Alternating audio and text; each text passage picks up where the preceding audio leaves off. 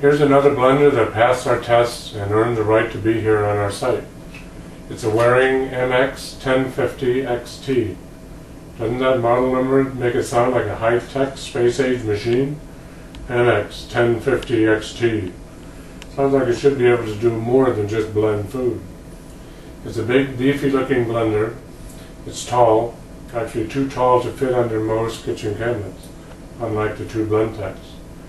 It's advertised as a 3.5 horsepower blender, but with only 13 amps, at best it's only 2 horsepower. The box has 3.5 input horsepower. I'm not sure what that really means. Advertising can be misleading sometimes. This is a 13 amp blender and 1560 watts. It has plenty of power to do even thick vegetable smoothies, but struggles a bit with nut butters. One problem with a small blender like this is if you overload the motor with a thick nut butter too often and eventually wear out the motor, it voids the warranty. I'm not sure how they can tell if it was overloaded, but that's what the warranty says. This blender has a nice panel of controls.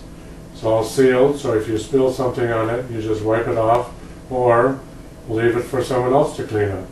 Just kidding, honey. It has a low-speed button, a high-speed button, and a pulse button.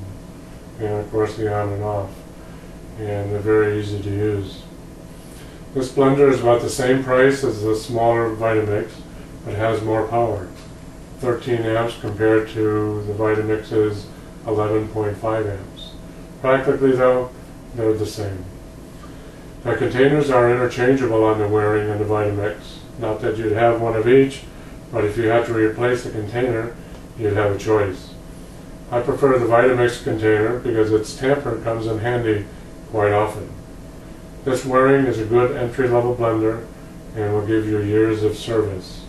Call us and we can help you identify your specific needs.